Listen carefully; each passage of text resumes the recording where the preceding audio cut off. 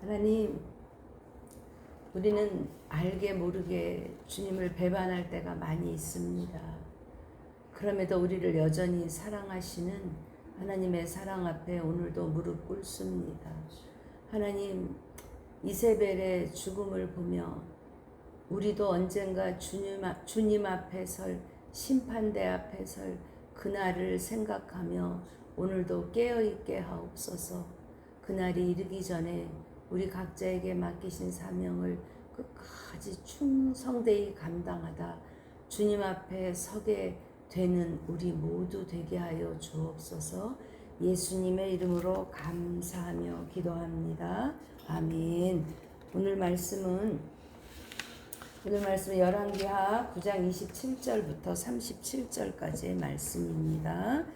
열왕기하 9장 27절부터 37절까지 우리 한 목소리로 합독하십니다. 유다의 왕 아하시아가 이를 보고 정원의 정작길로 도망하니 예후가 그 뒤를 쫓아가며 이르되 그도 병거 가운데서 죽이라 하매 이블르암 가까운 구루 비탈에서 치니 그가 무기또까지 도망하여 거기서 죽은지라. 그의 신복들이 그를 병거에 싣고 예루살렘에 이르러 다윗 성에서 그들의 조상들과 함께 그의 묘실에 장사되니라. 아합의 아들 요람의 제11년에 아하시아가 유다 왕이 되었었더라. 예후가 이스라엘에 오니 이세벨이 듣고 눈을 그리고 머리를 꾸미고 창에서 바라보다가 예후가 문에 들어오니 이르되 주인을 죽인 너 시므리여 평안하냐 하니 예후가 얼굴을 들어 창을 향하고 이르되 내 편이 될 자가 누구냐 하니 두어 넷이가 예후를 내다보는지라. 이르되 그를 내려 던지라 하니 내려 던짐에 그의 피가 담과 말에게 튀더라. 예후가 그의 시체를 밟으니라. 예후가 들어가서 먹고 마시고 이르되 가서 이 저주받은 여자를 찾아 장사하라. 그는 왕의 딸이니라 하매 가서 장사하려 한즉 그 두골과 발과 그의 손 외에는 찾지 못한지라. 돌아와서 전하니 예후가 이르되 이는 여호와께서 그 종 디셉 사람 엘리야를 통하여 말씀하신 바라. 이르시기를 이스라엘 토지에서 개들이 이세벨의 살을 먹을지라. 그 시체가 이스라엘 토지에서 거름같이 밭에 있으리니 이것이 이세벨이라고 가리켜 말하지 못하게 되리라 하셨느니라 하였더라. 이는 살아계신 하나님의 말씀입니다. 아멘. 오늘 저는 심판이라는 제목으로 함께 은혜를 나누려고 합니다. 어제 이제 요람 왕이 드디어 죽습니다. 요람은 자신이 죽을 때까지 죽음이 눈앞에 왔는데도 그 파수꾼 보내는데도 알지 못하고 누워있다가, 그런데 제가 어제 말씀드렸죠. 요람이 죽은 것은 전쟁에서 부상당한 것도 아니고 반역 때문에 죽은 것도 아니고 하나님의 때에 하나님의 심판입니다. 오늘 이제 아하시아가 유다 왕하고 같이 있었다 그랬잖아요. 왜요? 요람이 전쟁터에서 병들었기 때문에 그를 문병하러 올라온 거예요. 자기의 외삼촌을. 그런데 이제 예후가 오니까 둘이 같이 병거를 몰고 가다가 그 앞에서 죽은 거예요. 그러니까 자기도 죽음의 위험을 느껴서 도망하는데 쫓아가며 죽이라 했는데 어디까지 갔다 그러냐면 무기또까지 도망갔다 그랬어요. 거기 지도를 한번 보시면, 지도를 보면 지금 이스라엘은 그 이스라엘 한가운데 있죠. 거기에서 지금 무기또 서쪽으로 가면 무기또 있죠. 이스라엘 평화라고 쓴 밑에 무기또, 이렇게 서쪽으로 이렇게 가면 이렇게 여기 무기또 네 거기까지 거리는 약 70km 정도로 보고 있어요. 그러니까 거기까지 왜 그러면 무기또까지 도망했을까? 자기 나라는 남쪽인데 남유다 왕이잖아요. 근데 왜 서쪽으로 무기또까지 도망했을까? 아마 생각해 볼 때 이미 사마리아는 예후에게 함락되었고 무기또에는 그 요람의 추종 세력이 남아있을 거라는 어떤 그런 희망, 기대. 아무튼 그 도망을 가다가 결국 죽습니다. 그래서 그의 신복들이 그를 병거에 싣고 어디로 오느냐? 예루살렘으로 오죠. 예루살렘에 와서 다윗성에서 그의 조상들과 함께 어디에 장사되었다고 하냐면 그의 묘실에 장사하니라. 왕의 묘실이 아니고요. 왕의 묘실에 그는 보통 죽으면 왕의 묘실에 장사되는데 아하시아는 그의 묘실에서 죽었다고 성경은 이야기하고 있습니다. 근데 그때는 언제였냐면 이 아하시아는 언제 왕이 됐냐면 이 표시에 또 보면 요람 11년에 지금 저희 그 연대기표에는 아합 왜 이렇게 저기 이스라엘 왕하고 유다 왕하고 이름이 똑같은지 모르겠어요. 그쵸? 근데 이제 우리가 알 수 있어요. 자, 오므리 다음에 아합 다음에 아하시아 다음에 거기 여호람 돼 있죠. 근데 어떤 성경은 여호람 돼 있고 거기 가로 열고 하나 요람 이렇게 써놓으시면 더 좋아요. 그러니까 어떤 성경은 여호람, 어떤 성경은 요람. 근데 이 11개 하에서는 계속 요람이라고 얘기하거든요. 그러니까 요람이 등극한 지 11년이 되었을 때 그 밑으로 가보면 이제 여호람이 아하시아가 왕이 돼서 죽은 날은 어때요? 똑같아요. 그죠? 근데 그 밑에 이제 아하시아가 죽었는데 그 밑에 지금 유다 연대기표에는 누가 돼 있냐면 아달랴가 돼 있잖아. 아달랴가 이렇게 들어왔다는 건 뭐냐면 아하시아를 섭정했다는 거예요. 아달랴가 자기 아들이니까. 이 아달랴는 누구냐? 여기 지금 아합의 딸이고 이세벨의 딸이면서 아하시아나 여호람과는 어떤 관계냐? 자기의 누나인 거죠. 누나가 될지 뭐 여동생이 될지 모르겠지만 그런 관계고. 그러니까 이세벨은 한날에 자기 아들도 죽고 요람 이스라엘 왕도 죽고 또 자기의 외손자 자기 딸의 아들이니까 그죠? 아하시아도 동시에 죽고 또 누구요? 자기까지 죽는 거예요. 오늘의 그 심판인데 그것을 보면서 예후가 드디어 이제 쫓아가다가 나봇의 포도원에서 그 요람은 죽었잖아요. 그리고 얘가 도망하니까 아하시아가 도망하니까 무기또까지 이제 결국은 가서 죽었잖아요. 그리고 다시 어디로 돌아왔겠어요? 이스라엘로 다시 돌아오죠. 거기 왕의 궁이 있으니까. 그럴 때 이미 소문이 다 전해지지 않았겠어요? 지금 예후의 반란의 소식이 전해졌을 때 이세벨이 지금 어떻게 하고 있는지 한번 보시죠. 읽어보실까요? 예후가 이스라엘에 오니 이세벨이 듣고 눈을 부리고 머리를 꾸미고 창에서 바라보다가 31절 예후가 문에 들어오매 이르되 주인을 죽인 너 시므리여 평안하냐 하니 했어요.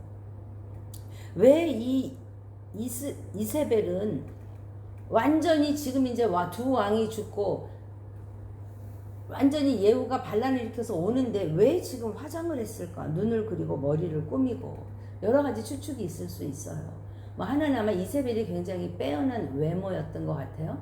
그러니까 그 외모로 어떻게 좀 유혹을 해볼까 하는 그런 마음. 또 내가 죽더라도 나의 그 품위를 유지하겠다 이런 마음. 근데 가장 유력한 것은 바알 숭배를 이야기해요. 그 바알 신에게 숭배할 때 이렇게 꾸미고 눈을 그리고 했던 끝까지 죽음 앞에서까지 그 바알을 숭배하던 그 마음을 놓지 않았다면 어느 게 정답일지는 몰라요. 그렇게 추측하는 거죠. 그런데 분명히 오는 사람은 예후인데 뭐라고 말하죠? 이 31절에 주인을 죽인 너 시므리. 왜 시므리라고 얘기를 할까요? 우리 열왕기상 16장 한번 찾아보시겠습니다. 열왕기상 16장 8절부터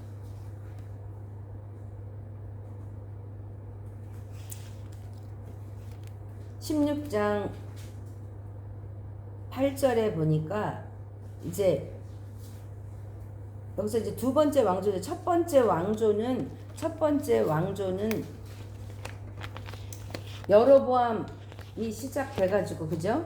여로보암이 시작돼서 이제 그 왕조 다음에 반란을 일으키는 거예요. 바하사의 아들, 바하사가 이제 이어받았잖아요. 그래서 바하사의 아들, 거기 보면 연대표에 보시면 엘라, 시므리, 디브니가 이렇게 쭉 한 줄로 연결되어 있잖아요. 그러니까 이제 시므리, 여로보암 시대가 가면서 바하사가 여로보암의 모든 남자를 다 죽였어요. 그러니까 한 번 다 이렇게 다 정리가 된 거예요. 그러니까 두 번째 이제 바하사의 아들 엘라가 왕위에 있을 때 2년 동안, 사실 여기 2년이지만 거의 1년밖에는 안 돼요. 이렇게 75년, 70년 이렇게 거쳐 있기 때문에. 그랬을 때에, 자고 있을 때에 누가 오냐? 9절에 보니까 병거 절반을 통솔한 지휘자 시므리가 왕을 모반해서 그가 술 먹고 취해 있을 때 죽이고 왕이 돼요. 왕이 되는데 그때 왕이 돼서 어떻게 했냐면 11절에 보니까 읽어보시죠. 바하사의 온 집안 남자들 사람들을 죽이되 남자는 그의 친족이든 친구든 한 사람도 남기지 않고 바하사의 온 집안을 멸하였는데 선지자 예후를 통하여 바하사를 꾸짖어서 하신 말씀같이, 이 예후는 오늘 나오는 예후가 아니에요. 그 당시에 선지자라 그랬어요. 그러니까 시므리는 며칠 동안 7일 되면 15절에 디르사에서 며칠 동안 7일 동안 왕이 되니라. 이 지금 오는 사람은 분명히 예후인데 지금 이 이세벨이 그를 시므리라고 부르면서 너 지금 반역을 일으키지만 시므리 며칠 동안 왕 됐었지? 7일 동안 왕 됐지? 너도 그래. 너도 시므리 너 주인 죽였지만 내가 어떤데 봐. 나는 아직 이렇게 살아있어. 나 이렇게 살아있어. 나 이렇게 건재해. 그러니까 너 7일 너 금방 이 반역은 금방 망할 거야 라고 얘기해요. 그리고 사실상 그 성 안에는 아직 자기를 지지하는 사람들이 많이 있었겠죠. 그랬을 때 이제 지금 이 상황이에요. 예후는 성에 들어가지 못했어요. 왜냐하면 성은 지금 아직 이스라엘 왕의 추종 세력으로 남아있는 거잖아요. 성이 있고 성 밖에 있어요. 그래서 올려다 보면서 창을 열고 얼굴을 들어보면서 예후하고 상대하지 않아. 이세벨하고 상대하지 않아요. 내 편이 될지. 이미 전령들도 내 뒤로 가라. 내 편이 되라. 다 붙었어요. 자석에 지금 다 붙었어. 그러니까 그것을 보고 여기 지금 넷이 두 사람이 두어 넷이가 예후를 이렇게 내려다 보니까 그냥 그를 보고 던져 한마디 한 거예요. 그 말을 듣고 던집니다. 그때 피가 담과 말에게 튈 때 이제 죽었으니까 이제 왕도 죽고 그 왕의 어머니도 죽고 이 왕가는 다 몰락하니까 성 안에서 문을 열겠어요, 안 열겠어요? 빨리 와서 항복해야지 살잖아요. 그랬을 때 문을 열고 들어갈 때 예후가 그의 시체를 밟고 들어갑니다. 먹고 마시다가 아무래도 이 여자를 그래도 왕후인데 왕의 어머니인데 장사하라 그는 왕의 딸이라 하니라. 사실 왕의 딸이 여기서 이 왕은 왕의 딸이라 했으면 그 왕은 누구냐? 시돈이죠. 시돈 왕의 딸. 사실 왕의 딸 사실은 뭐예요? 그는 왕비였고 지금은 대왕 대비 말하자면 왕의 어머니라 이렇게 맞는데 뭐라고 해요? 왕의 딸이다. 네, 시돈의 딸이다. 그는 이 나라 여자가 아니라 그 여자는 시돈 여자다. 그래도 예의를 갖춰서 장사하려고 했더니 머리와 손과 발과 외에는 찾지 못했다고 돼 있어요. 이거를 아주 적나라하게 예언한 것이 열왕기상 21장 23절입니다. 열왕기하 21장, 열왕기상 예, 21장 23절. 이게 바로 엘리야의 예언이잖아요. 23절. 네가 이렇게 거짓으로 꾸며서 다 죽인 이 일에 대하여 너희 집이 이제 22절에 여로보암 집처럼 다 바하사의 집처럼 노예서 완전히 다 죽일 거다. 말갛게 씻어버리고 23절 시작. 이세벨에 대하여도 여호와께서 말씀하여 이르시되 개들이 이스라엘 성읍 곁에서 이세벨을 먹을지라 했어요. 그쵸? 그러니까 오늘 이거는 그래도 차마 개들이 먹었다는 것은 이야기 안 해. 근데 사람들이 이걸 보면 알 수 있어. 머리하고 이건 뼈가 있으니까 못 먹고 나머지는 누가 다 먹었어? 개들이 먹은 거예요. 그 예언의 성취, 엘리야의 성취. 돌아와서 전하니 아는 거예요. 왜냐면 예후가 들었잖아요. 어제 말씀의 병거에서. 그쵸?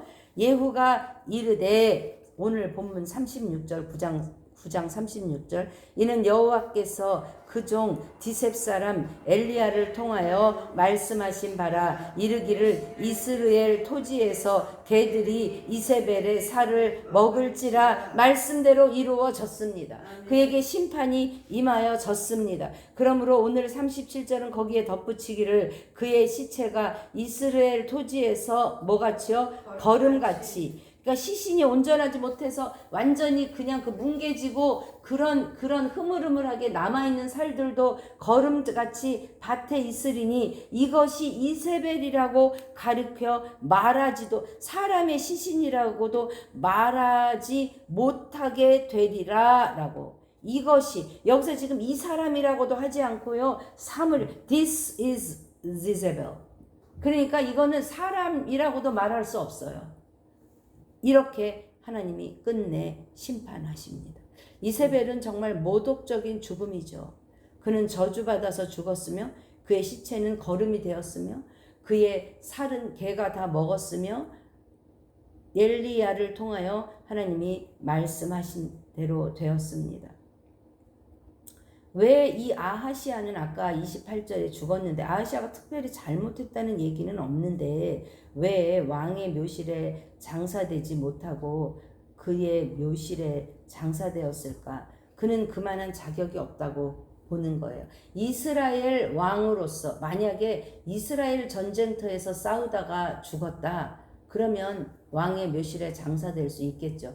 그런데 그는 이미 그의 어머니 아달랴의 영향을 받으면서 섭정을 했고 그 아합 가문의 영향으로 이스라엘을 더럽혔기 때문에 그는 그곳에 왕의 묘실에 묻힐 수 없는 것이에요.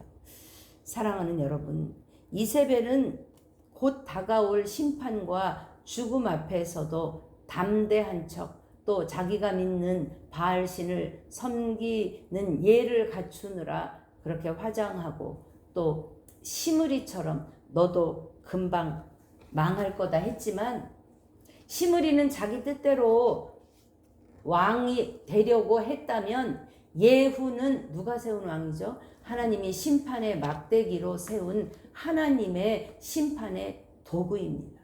그러므로 예후는 이제 앞으로 펼쳐질 전무후무한 잔인한 일을 저지르며 그 아합 가문의 씨를 다 완전히 멸절하는 것이죠. 사랑하는 여러분, 우리는 누구나 전도서 12장 14절은 이야기합니다. 모든 행위, 모든 은밀한 일을 하나님이 선악간에 심판하실 날이 있다고 주님은 말씀하십니다. 전도서 한번 찾아보실까요? 전도서 12장 14절. 네. 전도서 12장 14절.